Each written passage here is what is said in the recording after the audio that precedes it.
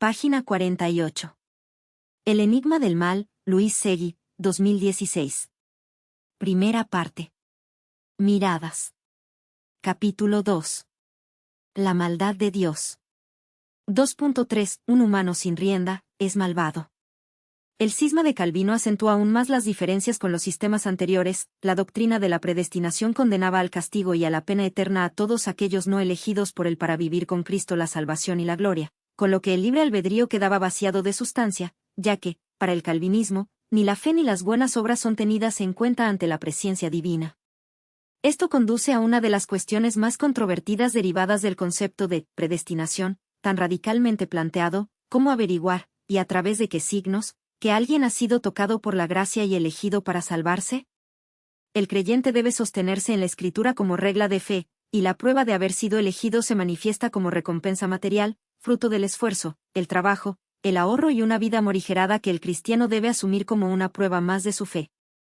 Y aunque esas cualidades no les garantizasen por sí mismas la salvación, podían ayudarles a hacerse ricos sin sentirse culpables, una condición sine qua non para cualquier capitalista. Los plenos poderes que el Consejo de la Ciudad concedió a Calvino equivalían al poder absoluto, tal y como él entendía el papel que desempeñaba el predicador en el seno de una comunidad, a cuya autoridad debían someterse no solo los ciudadanos comunes, sino también los magistrados civiles. Stefan Zweig extrae de la obra magna de Calvino, su Institutio Christianae Religionis, la definición de lo que debe ser y la función que ha de cumplir un predicador en el seno de una comunidad. Así, se convierte nada menos que en administrador y heraldo de la palabra divina, y puede atreverse a todo y obligar a todos los grandes y poderosos de este mundo a doblegarse ante la majestad de Dios y de servirle. Puede dar órdenes a todos, desde el más alto al más bajo. Tiene que implantar la ley de Dios y destruir el reino de Satanás, proteger a los corderos y exterminar a los lobos. Tiene que amonestar e instruir a los dóciles, acusar y eliminar a los resistentes. La libertad para pensar, incluida la de creer o no en Dios así como adherirse a una u otra creencia, ha encontrado siempre en el dogmatismo su peor enemigo. La persecución desatada por el calvinismo en Ginebra era coherente con la pobre opinión que tenía de la condición humana en general, además de responder a su propio carácter dogmático y paranoico. Si se observa al hombre únicamente desde el punto de vista de sus facultades naturales, no se encuentra, desde el cráneo hasta la planta del pie, la más mínima huella de bondad. Todo lo que hay en él un poco digno de alabanza, viene de la gracia de Dios. Toda nuestra justicia es iniquidad. Nuestros méritos, estiércol. Nuestra gloria, oprobio. Y lo mejor que sale de nosotros, está siempre contaminado y viciado por la impureza de la carne y mezclado con la inmundicia, escribe. Si se deja al hombre abandonado a sí mismo, solo es capaz de hacer el mal. De ahí que todo ciudadano fuera sospechoso de pecado y debiera ser sometido a una constante vigilancia, a fin de que tanto en público como en la intimidad del hogar se sometiera a las ordenanzas dictadas por Calvino para el gobierno de la ciudad.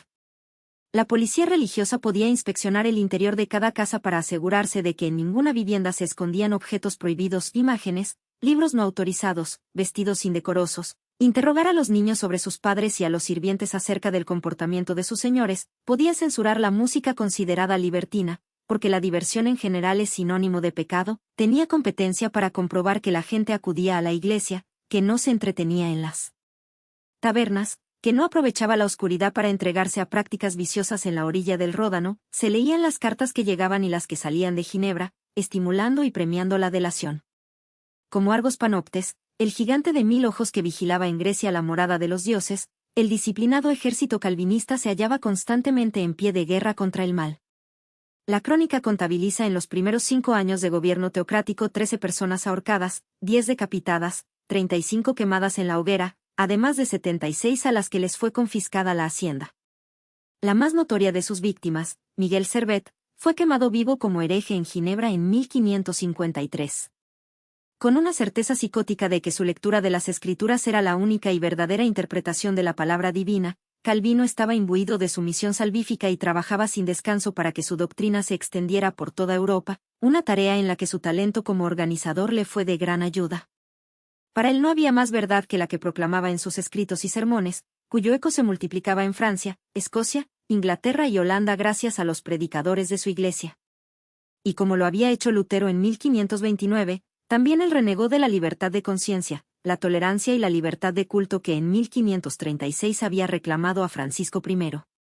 La Inquisición católica tuvo así su contrarréplica reformada, lo que no deja de ser al mismo tiempo paradójico y dramático, teniendo en cuenta que el movimiento de la Reforma se inició para defender la libertad religiosa contra las imposiciones dogmáticas de Roma y para reivindicar el derecho de cada individuo a relacionarse con Dios según su propia conciencia. Católicos, luteranos y calvinistas eran enemigos mortales entre sí que veían en los demás la representación de Satán en la tierra, agentes del mal que debían ser exterminados a sangre y fuego, incluso si se trataba de disidentes dentro de las propias filas. La hazaña con la que se reprimió la rebelión de los protestantes anabaptistas alemanes en 1521, que confluyó con la guerra de los campesinos sublevados contra sus señores, es un ejemplo. Inicialmente aplastado, el movimiento sobrevivió y ocupó durante un año la ciudad de Münster hasta que, en 1535, fue definitivamente sofocado. Lutero les condenó en su escrito contra las bandas de campesinos asesinas y ladronas, en el que encomendaba a los príncipes que blandiesen su espada, para aplastar a los rebeldes, ya que estos tiempos son tan extraordinarios que un príncipe puede ganar el cielo más fácilmente mediante el derramamiento de sangre que con la plegaria. Ni esa ferocidad impiedosa ni el servilismo hacia la autoridad que implicaba evitaron que, después de la muerte de su fundador en 1546, el protestantismo luterano entrara en una fase de repliegue, superado en influencia e implantación territorial por el calvinismo. De ahí que la expresión, guerras de religión, utilizada para caracterizar los enfrentamientos que asolaron Europa durante prácticamente todo el siglo XVI, pueda resultar equívoca y reduccionista.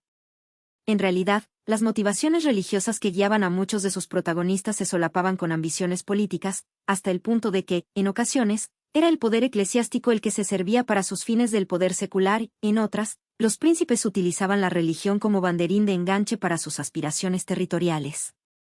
El interés de uno y otros coincidía frecuentemente, como lo demuestran las 8 campañas militares bautizadas como cruzadas, expediciones realizadas entre los siglos XI y XII con el fin declarado de recuperar para la cristiandad los santos lugares y que, al mismo tiempo, servían a los propósitos de los distintos soberanos europeos de extender las rutas comerciales. Expresión de este entramado de intereses político-religiosos fueron igualmente las reuniones celebradas en la Dieta de Augsburgo entre 1518 y 1555, en las que se discutió el ordenamiento religioso del imperio, la disputa entre el luteranismo y Roma, y el derecho de cada príncipe a optar por una u otra iglesia. En el acuerdo de 1555, del que fueron excluidos los calvinistas y los anabaptistas, se impuso el principio llamado cuius regio, eius religio, por el que los súbditos estaban obligados a seguir la religión de su señor. La situación a mediados del siglo XVI, como la describe John Eliot, era tal que el cristianismo se encontraba empeñado en una incesante lucha contra el poder de Satán, en la que el mismo Papa, el hijo de Satán, era el anticristo, y sus obras eran las obras de la idolatría, de la oscuridad y de la superstición. Las fuerzas de la oscuridad luchaban con las fuerzas de la luz, pero en último término el reino de Dios debía triunfar sobre el del hombre, y Satán debía ser aniquilado. Habría que esperar hasta los pactos de Westfalia de 1648 para que después de 30 años de guerra se reformulara el mapa político de Europa, sustituyendo el poder bicéfalo del emperador y el pontífice por unos estados nacionales laicos, y se eliminase definitivamente el cuius regio, eius religio equiparando en derechos a católicos, luteranos y calvinistas. Antes de alcanzar la paz de Westfalia, en nombre del bien y contra el mal, siempre representado por el otro, el continente atravesó más de un siglo de matanzas entre los fieles de las diversas confesiones, a veces aliados de un príncipe, a veces de otro. En la noche de San Bartolomé del 24 de agosto de 1572 fueron asesinados en París entre 1000 y 2000 protestantes hugonotes, un frenesí criminal que en los días siguientes se extendió a otras ciudades de Francia, por una decisión del Consejo Real que convalidó la católica reina regente Catalina de Médici. En 1598 el protestante Enrique III de Navarra, convertido al catolicismo para ser confirmado como Enrique IV de Francia, promulgó el Edicto de Nantes, por el que se reconocía la libertad de conciencia y de cultos, abriendo paso a una etapa en la que el protestantismo consiguió extenderse y afianzarse en ciertas plazas protegidas por una guarnición igualmente protestante. Cuando la noticia de esta iniciativa de Enrique llegó a Roma, el Papa Clemente VIII dijo que el edicto era el peor que puede imaginarse. Un edicto que permite la libertad de conciencia, la peor cosa del mundo.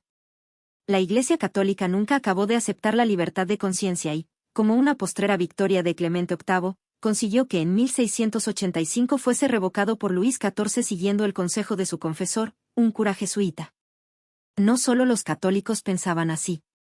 También los protestantes de ambas iglesias, luteranos y calvinistas, estaban convencidos de que si la condición de posibilidad del mal era la libertad del sujeto, un razonamiento sofístico común a todas las dictaduras, eclesiásticas o laicas, limitando o suprimiendo la posibilidad de elegir, esto es, la libertad, se acabaría con el mal. Página 52.